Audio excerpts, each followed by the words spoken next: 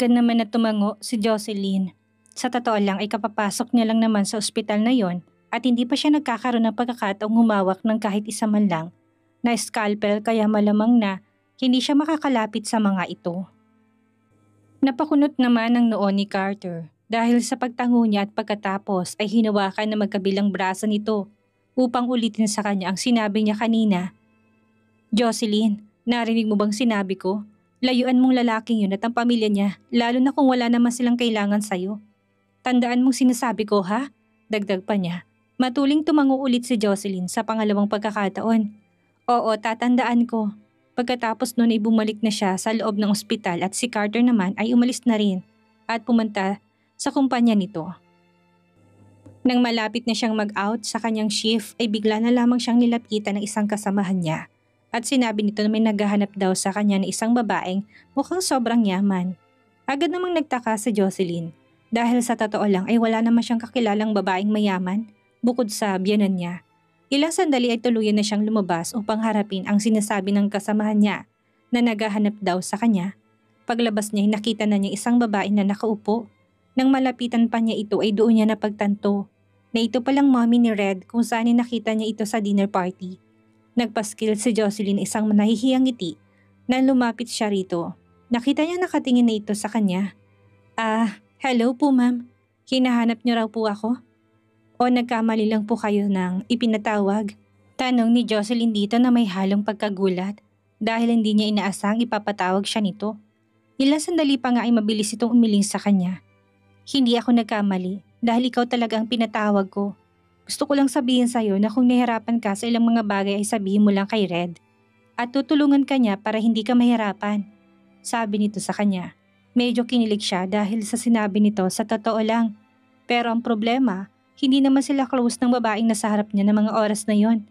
Isa pa'y napaka-imposible namang sinabi ni Red na meron silang pagkakaintindihan. Nang makita ng babae na medyo nalilito si Jocelyn ay mabilis tong ngumiti at nagpaliwanag. Iha, huwag ka nang mahiya. Nabalitaan ko na ilang araw nang nakakaraan ay inuwi ka ng anak ko dahil doon ay natuwa talaga ako. Pagkatapos nitong sabihin ang mga yon ay mabilis nitong inilabas ang isang sobre mula sa bag nito at tinulak papunta sa harap niya at pagkatapos ay tumitig sa kanyang mga mata na may isang masayang ngiti. Ito ay isang maliit na regalo galing sa akin at kapag matatag ng inyong relasyon ni Red ay bibigyan pa kita. Sabi nito sa kanya. Nang marinig ni Jocelyn ang mga salitang sinabi nito natigilan siya at para siyang nanigas ni isang bato mula sa kanyang kinaupuan. Ano sinasabi nito? Wala siyang maintindihan sa sinasabi nito sa totoo lang. Wala siyang alam. Mabilis siyang umiling. Teka lang po, nagkakamali po kayo. Hindi po ko inuuwi ni Red, sabi niya at napaisip ng wala sa oras at wala siyang matandaan. Ilang sandali po'y napangiti naman ito saka nagsalita. Noong dinner party para sa mga bagong empleyado, hindi ba siyang nag-uwi sa'yo noon? Tanong nito sa kanya. Habang pinapakinggan niya ang sinasabi nito ay mas nalilito pa siyang lalo. Hindi niya maintindihan talagang sinasabi nito. Hindi ba't si Carter ang naghatid sa kanya noong gabing iyon? Hindi ko alam ang buong kwento pero ang sabi sa akin ng driver ng anak ko ay sila raw mismo naghatid sa'yo ng gabing iyon noong lasing na lasing ka. Dagdag pa nito. Hindi siya nakapagsalita ng mga oras na yon. Samantala ng gabing iyon ay pinasundan niya ang kanyang anak na si Red at yun ngang iniulat sa kanya nang tinulungan niya ang babaeng yon na pumasok sa kotse at inihatid ito sa bahay nito. Isa pa ay tinanong nila mismong driver at yun nga din ang sinabi sa kanila. Sobrang litong-lito si Jocelyn at hindi malinaw ang kanyang naalala ng gabing iyon. Bastang alam niya lang ay yun ang gabing umamin siya kay Carter at umamin na rin ito sa kanya. Pero bakit ginigit nito ang bagay na yon? Isa pa ay binibigyan siya nito nang hindi niya malamang kung pera ba o ano ang laman ng sobre sa harapan niya. Natural na hindi niya yon tatanggapin dahil wala naman siyang naintindihan sa sinasabi nito. Pinilit niyang ibalik dito at lantarang tinanggihan ang ibinibigay nito ngunit nagpumilit ito at iniwan sa harapan niya ang sobre. At tuluyan siyang iniwang mag-isa doon. Habang nakatitig sa sobre ay halos sumabog ang ulo ni Jocelyn. Nang buksan niyang sobre ay tumambad sa kanyang mga mata ang pera na ilang daang libo sa tansya niya. Dahil mga malaki ang halaga nito ay hindi niya naman natim na pabayaan na lamang ang pera sa mesa. Napabuntong hininga si Jocelyn habang bitbit ang sobre at pagkatapos ay dali-daling naglakad pabalik sa kanilang departamento.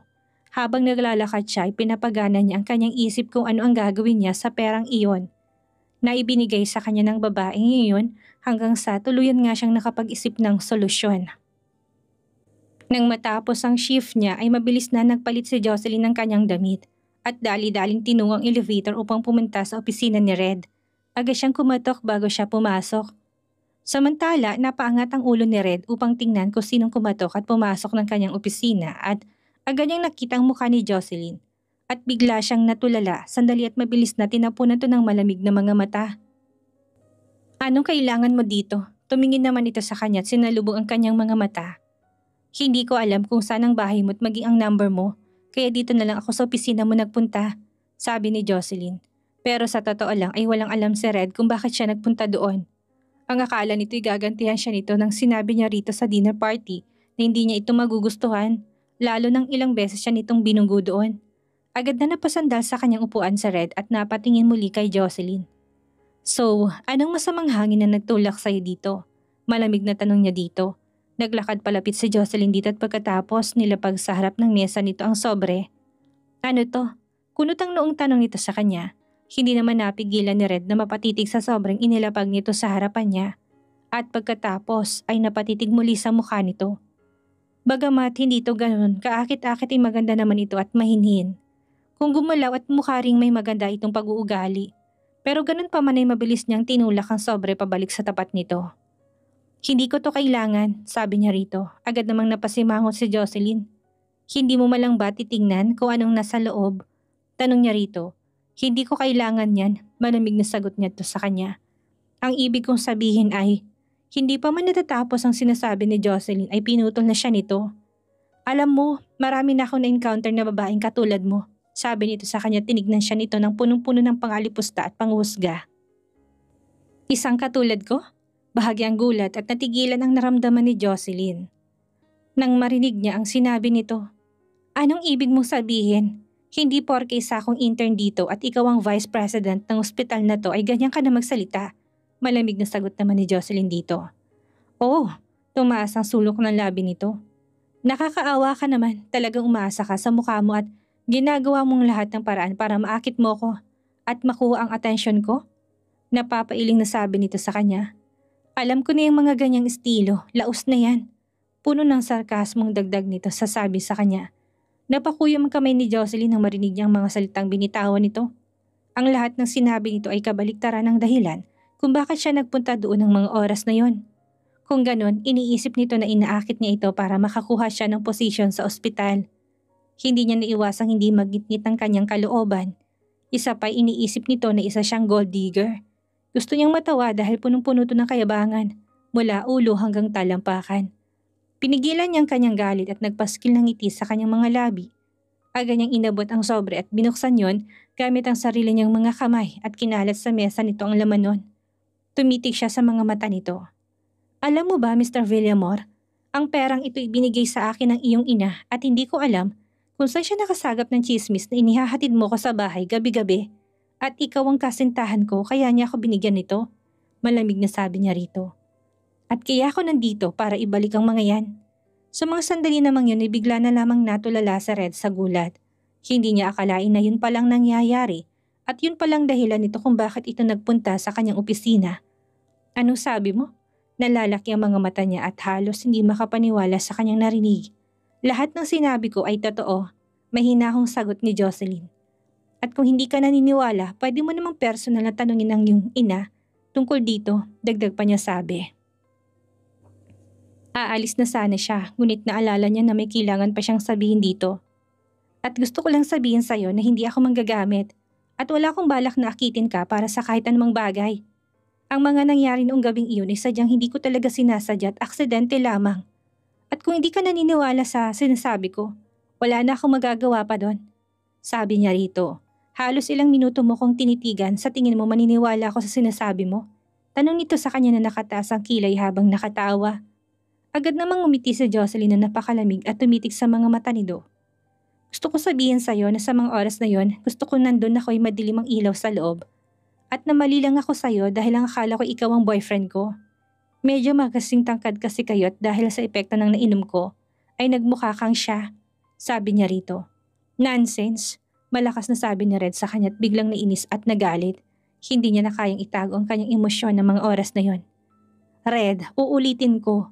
Nagkakamali ka na akala mo't may boyfriend na ako at mahal na mahal ko siya. Isa pa, kung yung iba ay poging-pogi sa'yo, ibahin mo ko dahil ni walang isang balahibo kung tumatayo kapag nakikita kita. Sabi niya rito. At yung mga perang yan, binalik ko ng buo sa'yo at pwede mong bilangin kung gusto mo. Dagdag niya sabi rito at pagkatapos niyang sabihin ng mga salitang yon ay dali-dali na siyang lumabas ng pinto at hindi na nilingon pa to. Tahimik na natulala si Red nang maiwan siya sa kanyang opisina. Pagkatapos ng 10 minutong dumaan habang nakatulala siya, hindi pa rin niya matanggap ang mga sinabi nito sa kanya. Sinabi nito sa kanya na mali ang akala niya. Paano nangyari yon? Parang tinapakan ng ego niya sa mga sinabi nito at hindi niya maiwasang hindi mainis. Sa huli ay siya pala ang mali at hindi ito. Ilang sandali muling nahulog ang kanyang mga mata sa mga perang nasa kanyang mesa. At doon niya palang naalala na tawagan ang kanyang ina. O anak, bungad nito sa kanya kaagad na sagutin itong kanyang tawag. Binigyan mo ng pera si Jocelyn? Diretsong tanong niya dito at hindi na nagpaligoy-ligoy pa. Oo, paano mo nalaman? Sagot naman ito na hindi tinanggi ang ginawa nito. Dahil dito ay napahilot ng lamang si Red sa kanyang sentido. Sumasakit ang kanyang ulo dahil doon. Ma, hindi porket sinabi ko sa'yo na mananatili ka sa bahay at gawin mong gusto mo, ay hahantong pa sa ganito. Bakit kailangan mo pang makialam? Alam mo bang ginawa mo? May kasintahan na siya at wala siyang gusto sa akin. Ipinahiya mo lang ako sa kanya. Sabi niya rito at muli na namang naalala ang mga sinabi ni Jocelyn sa kanya kanina. May boyfriend na siya? Halos hindi makapaniwalang tanong ito sa kanya. Naniniwala ka doon? Ipinacheck ang background niya at wala siyang boyfriend. Dagdag pa nitong sabi sa kanya.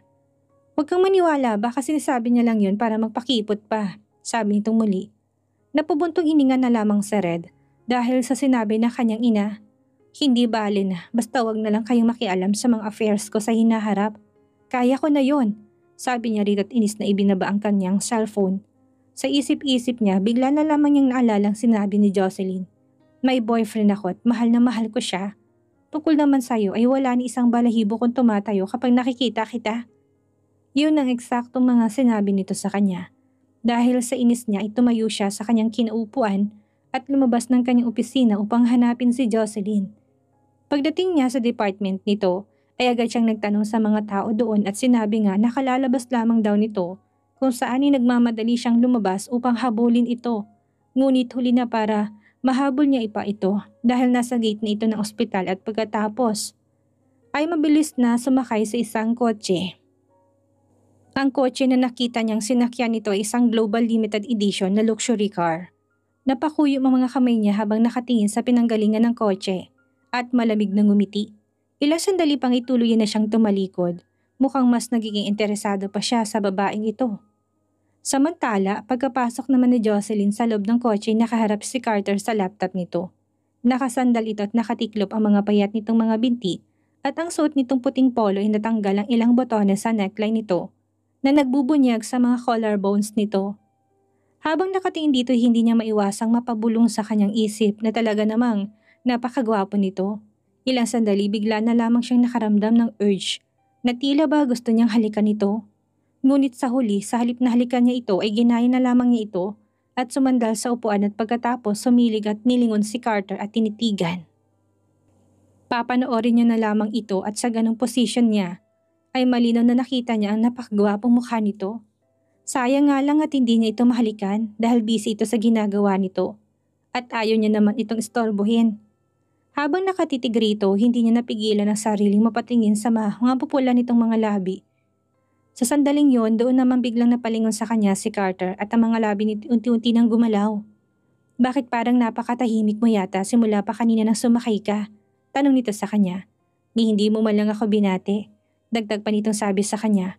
Agad namang napairap si Jocelyn nang wala sa oras. May ginagawa ka Ayoko na maistorbohin ka.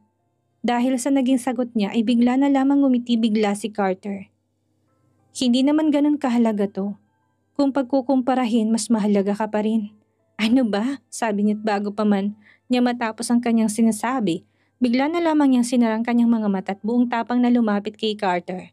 At inintay na halikan siya nito ngunit ilang segundo na nakalipas ay hindi niya nahintay ang mga labi nito kaya umalis na siyang nagmulat ng kanyang mga mata.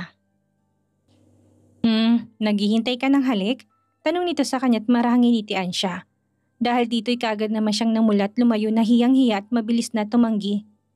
Hindi no, sabi niya't nag-iwas ng tingin. Kunwari ka pa, nakangiting sabi sa kanya ni Carter. Ilang sandali pang itiniklop ni Carter ang kanyang laptop at mabilis na inabot si Jocelyn. At ikinulong sa kanyang mga bisig, isinandal niya kanyang ulo kay Jocelyn at mahinang bumulong. Alam ko namang gwapong-gwapo ka sa akin at halos gusto mo kong halikan. Nanunuksong sabi niya rito. Agad namang nagpaliwanag si Jocelyn. Hindi no, napakayabang mo naman. Dagdag pa niyang sabi at pagkatapos ay napangiti na lamang si Jocelyn. Hindi ko alam na may kayabangan ka pala sa katawan mo. Dagdag niya pa. Sabi lang nito. Nga pala, hindi bang sabi mo gusto mong kumain ng hotpot? Tanong nito sa kanya na mabilis niya namang kinatango. Kent, sa mall tayo. Bilin niya kay Kent na siyang nagmaneho ng sasakyan. Nanatili lamang silang magkayakap na dalawa at walang ibang naramdaman si Jocelyn. Kung hindi saya ngunit nang malapit na sila sa mall, ay bigla na lamang tumunog ang cellphone ni Carter kung saan kagad nitong sinagot yon. At napilitang humiwalay si Jocelyn sa kanya. Ilang sandaling naging tahimik si Carter hanggang sa narinig niya ang salitang okay. Pagkababa nito ng cellphone at inabot nito ang kamay niya at medyo nag-alalang napatingin sa kanya. May biglaan kasing nangyari at kailangan kong umalis. Agad naman na nagsalubong ang mga kilay ni Jocelyn nang wala sa oras. Pero hindi ba kararating mo lang? Agad naman tong tumango. Oo nga pero iba ito ngayon at kailangan kong puntahan yon. Sabi nito tinawakan ng kanyang muka. Pwede bang sa susunod na lang tayo mag-hotpot? O kaya ay yayain mo na lang muna si Olga. Napatango naman siya rito. Alam niya na kailangan niya itong intindihin. Ilang araw kang mawawala? Tanong niya. Mga 5 araw. Mabilis naman nasagot nito sa kanya. Kasabay nito ay ang pagtigil ng kotse sa tapat ng mall. Kapag dumating ako, pinapangako ko sa iyo na mag-hotpot tayong dalawa. Sabi nito tinalikan siya sa noo. At niyakap ng mahigpit bago siya nito tuluyang hinalikan sa kanyang mga labi. Nang bitawan siya nito ay tinitigan niya ang mga mata nito. Hihintayin kita, sabi niya rito na kaagad naman itong kinatango. Bago siya bumaba ay muli siya nitong niyakap ng mahigpit. Pagkababa niya ng kotse hinintay niya na munang umalis ito bago siya pumasok ng mall. Nang pumasok si Jocelyn sa mall ay dumiretso na siya kaagad sa hotpot restaurant. Habang iniikot niya ang kanyang ulo upang maghanap ng kanyang maupuan, ay bigla na lamang may kumaway sa kanya. Agad na kumunot ang noo niya nang makita niya doon si Olga, kung saan nakaredy ng mesa at mukhang hinihintay na lang siya. Jocelyn, dito! Sabi nito habang kinakawayan siya, agad naman siyang lumapit dito. At pagkatapos ay agad niyang nakitang mga ulam na naroroon at halos lahat ay paborito niya. Parang hinaplos ang puso niya ng mga oras na yon. At pagkatapos tinitigan to. Salamat Olga, sabi niya. Agad naman siya nitong hinitian at hinawakan ng kamay niya. Ano ka ba? Umupo ka na't kumain na tayo. Dahil dito'y kagad din naman siyang umupo sa harap nito at pagkatapos nilingon siya nito tinitigan saka nagtanong. Wala na siya? Tanong nito sa kanya. Nakatitig si Jocelyn sa mga pagkain na sa mesa nila ng mga oras na yon. Kaya nang marinig niyang sinabi nito'y mabilis siyang nagangat ng kanyang ulo at gulat na gulat. Papaano mong nalaman? Halos nautal na tanong niya dito. Agad naman tong napabuntong hininga bago to sumagot sa kanya.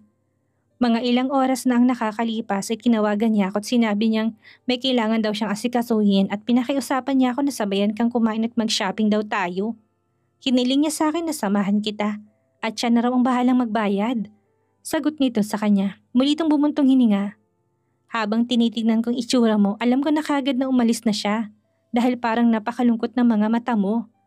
Dagdag pa nitong sabi sa kanya, agad namang tumango si Jocelyn dito. Hinatid niya lang ako dito, saka siya umalis.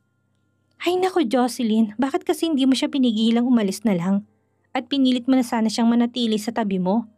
Malay mo kapag sinabi mo palang manatili siya, hindi siya pupunta, hindi ba? Napahawak naman si Jocelyn sa kanyang noo. At pagkatapos ay nagyuko ng ulo. Ilang sandali na muna siyang natahimik at hindi nagsalita bago siya sumagot. Ayaw ko siyang itali dahil alam ko naman na talagang busy siya. Oo, mahal ko siya pero ayaw ko nang makulong at masakal siya sa akin. At ayaw ko yun ang magiging dahilan para iwanan niya ako. Sabi niya rito't napakagatlabi. Sa totoo lang ay ayaw niya talagang umalis kanina si Carter pero alam niya na wala siyang magagawa para pigilan ito. Pero kahit meron man ay ayaw niyang pigilan to. Jocelyn, ano ka ba naman? Masyado kang OA mag-isip. Dapat minsan magalit ka. Hindi naman maling magalit ka paminsan-minsan. Isa pa, lambingin mo lang yun na kaunti at magdadrama. Tignan mo kung anong gagawin niya. Sabi naman ni Olga sa kanya. Samantala nang marinig naman ni Jocelyn ang sinabi ni Olga ay napaisip siya. Na medyo may katuturan naman ang sinabi nito, ngunit natakot pa rin siya. Olga, alam mo namang napakamahiyain ko't natatakot din ako. Natatakot ako na baka hindi ako makapagsalita at mas maganda na rin yun na pumayag akong pumunta siya, hindi ba? Para wala na kaming pagtalunan. Isa pa, hindi ko kayang pigilan siya dahil baka mapahiya lang ako. Sabi niya habang nakayuko pa rin ang kanyang ulo sa pagkakataong iyon. Hindi alam ni Olga kung anong sasabihin upang gumaan ang pakaramdam nito. Dahil kahit si Jocelyn mismo, hindi pa rin niya alam ang posisyon nito sa puso ni Carter at mukhang nagdadalong isip pa rin ito. At kung siya naman ang tatanungin ay mas lalong hindi niya alam dahil hindi naman niya nakakasama ang mga ito oras-oras. Huwag mo nang isipin muna yan at kumain na muna tayo. Sa tingin ko naman wala namang masama kung bakit siya umalis ngayon, sabi niya kay Jocelyn. Pero, sabi nito sa kanya't nagangat na ng ulo, bumuntong hindi nga siya tumitig dito. Ilang taon na rin kayong mag-asawa pero syempre iba ngayon kaysa dati. Kasi ngayon mas mahal niyo na ang isa't isa. Malay mo umalis siya para subukan ang relasyon yung dalawa at kung gaano niyo matitiis ang isa't isa sa loob ng ilang araw na pagkawala niya. Sagot nito sa kanya. Isa pa'y kababalikan niyo lang, hindi ba? Kaya paniguradong mas magiging masigasig siyang bumalik pagkatapos ng business trip niya. At hindi niya kayang tiisin ang pagkamiss niya sa'yo. Dagdag pa nitong sabi sa kanya. Nang matapos sabihin ni Olga ang mga yon ay hindi niya napigilang mag-init ang pisngi niya bigla. Hindi niya alam kung nahihiya ba siya o namulang mukha niya dahil sa init na nagmumula sa palayok.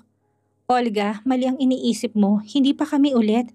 Medyo nahihiyang sabi ni Jocelyn at bago pa man niya matapos ang kanyang sinasabi. Ay gulat na napatingin sa kanya si Olga. Hindi ba at mag-asawa naman na kayo dati? Akala ko ay, sabi nito. Mabilis naman na umiling si Jocelyn. Sa pagkakataong ito ay ayaw ko magmadalit na pagkasunduan naman namin yon. Sagot niya dito. Okay, mabilis na tumango si Olga. Tsak na pagbalik ni Carter ay sobrang sabik siya sa'yo kaya humanda ka. Medyo natatawang sabi pa nito sa kanya. Kaya huwag ka na mag-isipan ng kung ano-ano, paniguradong babalik siya pagkatapos ng ilang araw. Dagdag pa nitong sabi sa kanya, kumain na tayo, paborito mo pa naman ang lahat ng ito. Pag-iiba ni Olga ng usapan at ilang sandali pa. Ay napatango na lamang si Jocelyn at nag-umpisa na nga silang kumain. Dahil sa sili ay naanghangan siya ngunit sa hindi niya malamang dahilan. Ay parang bigla na lamang siyang kinabahan bigla at tila may takot na baka may mangyayari sa pag-alis ni Carter. Sobrang lakas ng tibok ng puso niya. Sa kabila ng lahat ay pinilit niya ang sarili niyang kumalma at huwag masyadong mag-isip ng kung ano-ano. Sigurado siya na babalik din ito kaagad pagkatapos ng ilang araw na sinasabi nito sa kanya.